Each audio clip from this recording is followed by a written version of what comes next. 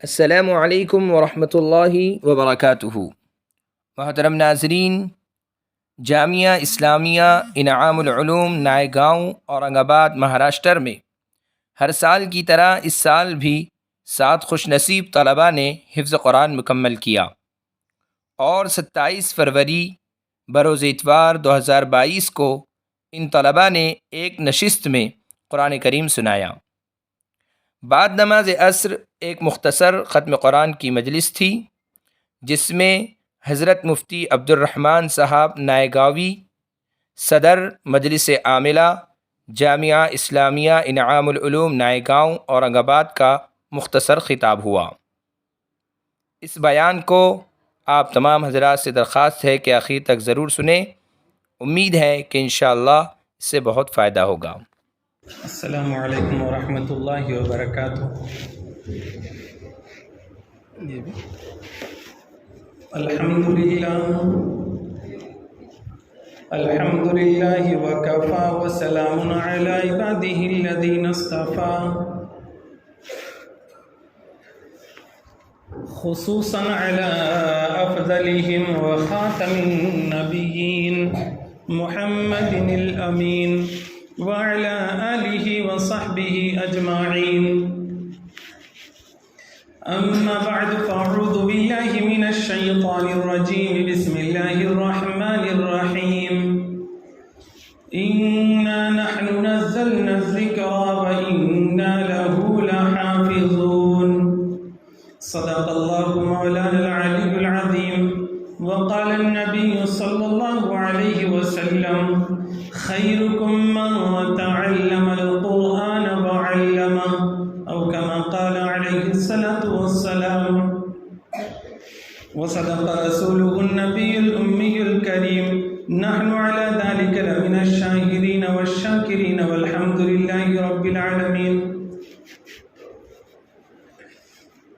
ہم سب کے سرپرست حضرت مولانا عبدالشکور صاحب جامعی دامت برکاتہم اور بطور مہمان خصوصی تشریف لانے والے انجینئر شیخ شفیق صاحب، جو شیخ صاحب کے نام سے معروف ہے، اور یہ بھی ایک بات سن کر بڑی خوشی ہوئی کہ شیخ صاحب کو اللہ تعالیٰ نے اس عمر میں عالم دین بھی بنا دیا ہے۔ اس سے معلوم ہوا کہ علم حاصل کرنے کی کوئی عمر نہیں ہے۔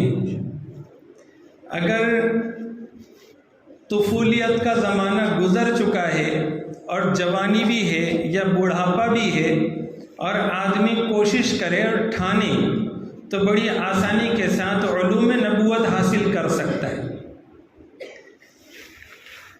آج کی جو نشست ہے، اس نشست میں ہم یہاں جو جمع ہوئے ہیں، مجلس شورا کے ذمہ داران، اساتذہ، بستی کے کچھ موقر حضرات اور سارے ہی طلبہ، تو وہ اس لیے ہیں کیونکہ 7 خوش نصیب حضرات کی 7 خوش نصیب اولاد زمرہ حفاظ میں شامل ہونے والی ہے۔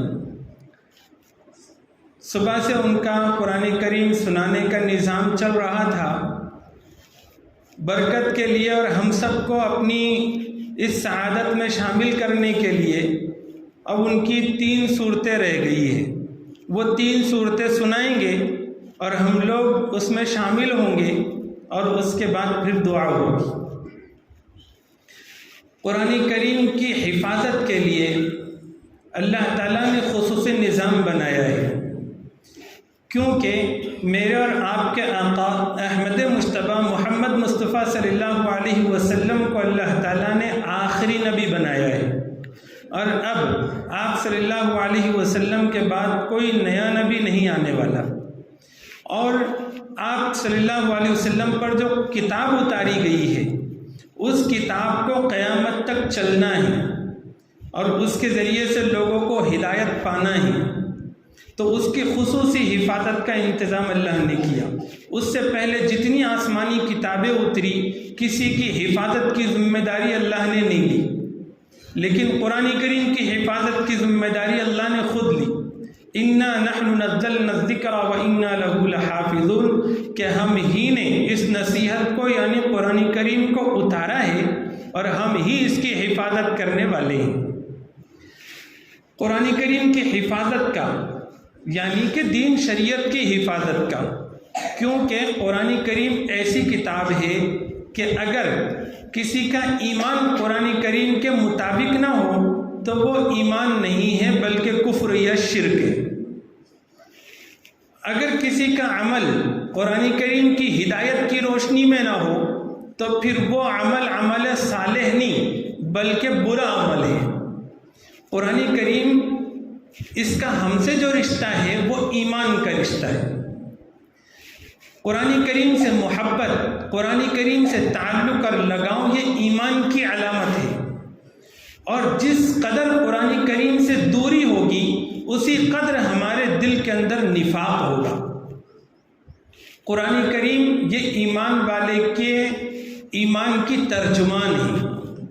حضور صلی اللہ علیہ وسلم پر قرآن کریم نازل کیا گیا تو اللہ تعالیٰ نے اس کے ظاہری الفاظ اور اس کے باطنی معانی، الفاظ اور معانی دونوں کی حفاظت کا مخصوص نظام بنایا۔ اس نظام میں سے ایک نظام حفظ قرآن کا ہے۔ یہ مدرسہ ہے۔ اللہ تعالیٰ نے ہم گاؤں والوں کے لیے بڑی سعادت اور خوش نصیبی لکھی تھی کہ اللہ تعالیٰ نے کچھ حضرات کی قربانیوں کی برکت سے ہمارے گاؤں میں انعام العلوم جیسا انعام عطا فرمایا، اور پھر رفتار گرچہ کہ بہت تیز نہیں ہے لیکن دل کو اطمینان ہے کہ انشاءاللہ جو بھی خدمت ہو رہی ہے وہ عند اللہ مقبول ہوگی، کیونکہ ہم اپنے طور پر جتنی کوشش ہو سکتی وہ کوشش کر رہے ہیں، اور آپ حضرات کا سپورٹ اور تعاون ہر طرح سے رہتا ہے۔ اس میں قرآن کریم کی حفاظت کے دوسرے انتظامات اللہ نے جو بنائے، عالم بننا، فقہ و فتاوی، اس طرح کے دوسرے فنون، دوسرے علوم، تو ایسے ہی ایک نظام اللہ کا حفظ قرآن کا ہے۔ سب سے پہلے تو خود سرکار دو عالم صلی اللہ علیہ وسلم نے قرآن کریم کو یاد فرمایا۔ اسی لیے حدیث میں بیان کیا گیا ہے کہ جب رمضان المبارک کا مہینہ آتا تو حضور صلی اللہ علیہ وسلم کے پاس حضرت جبرائیل تشریف لاتے اور آپ صلی اللہ علیہ وسلم سے وہ قرآن کریم سنتے اور حضور صلی اللہ علیہ وسلم ان سے سنتے۔ معلوم یہ ہوا کہ حفظ قرآن رسول اللہ صلی اللہ علیہ وسلم کی بھی سنت ہے۔ جب آخری رمضان المبارک تھا تو آپ صلی اللہ علیہ وسلم نے 2 دور کیے تھے، تو ہر حافظ قرآن کو چاہیے کہ رمضان المبارک میں کم سے کم 1 دور تو ضرور کرے، اور 2 دور کر لے تو اور بھی سونے پہ سہاگا، اس سے زیادہ تلاوت کی توفیق ہو تو اور بھی اچھی بات۔ پھر صحابہ کرام بھی قرآن کریم کے ایسے عاشق بنے کہ حضور صلی اللہ علیہ وسلم کے پاس تو تدریجاً قرآن کریم اتر رہا تھا، تو جیسی کوئی آیت اترتی فوراً آپ صلی اللہ علیہ وسلم یاد فرما لیتے، پھر کسی سے لکھوا دیتے، پھر صحابہ کے سامنے پڑھ کر سناتے، وہ اس کو یاد کر لیتے۔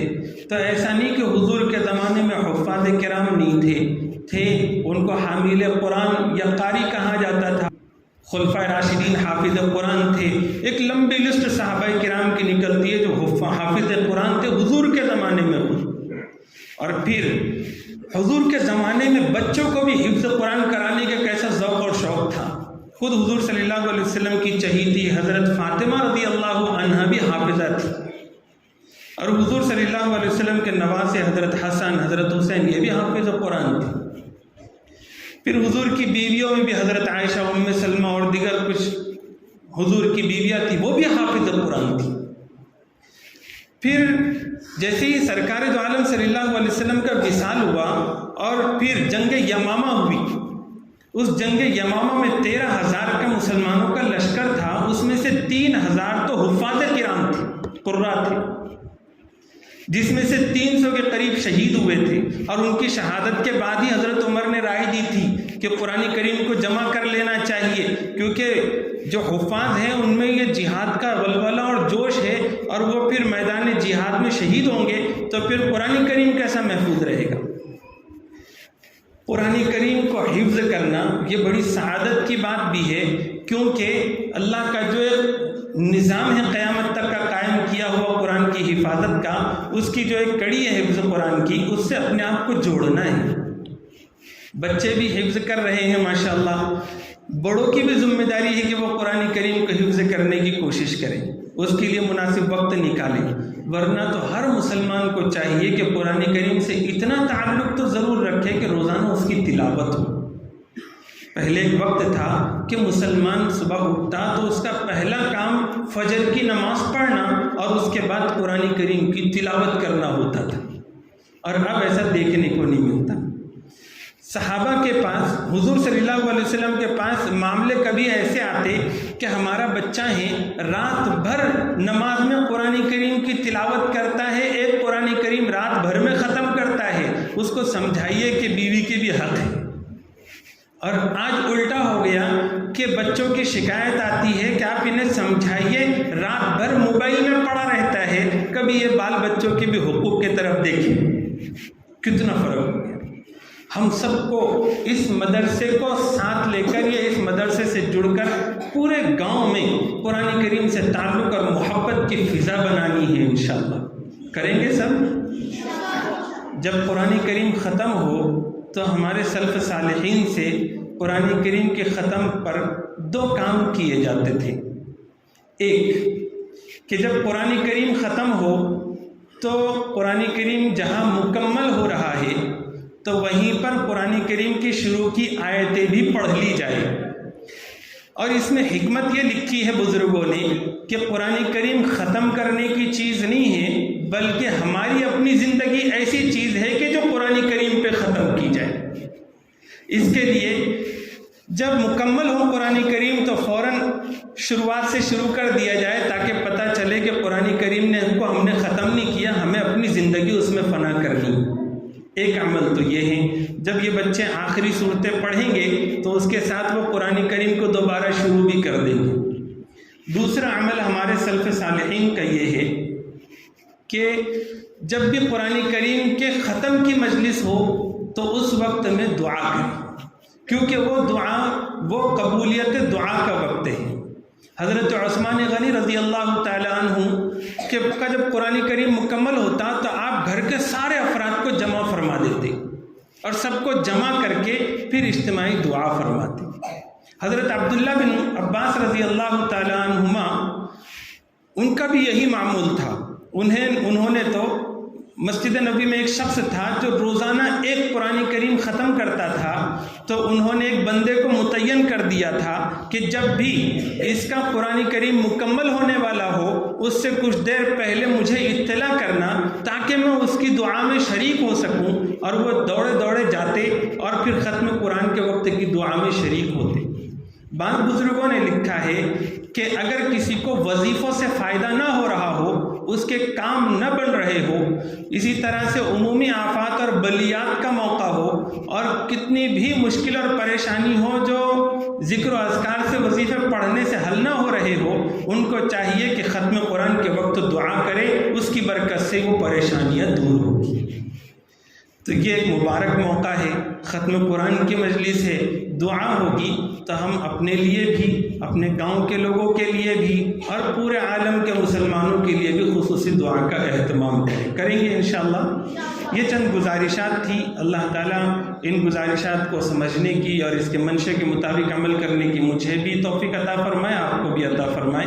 وآخر دعوانا الحمدللہ رب العالمین۔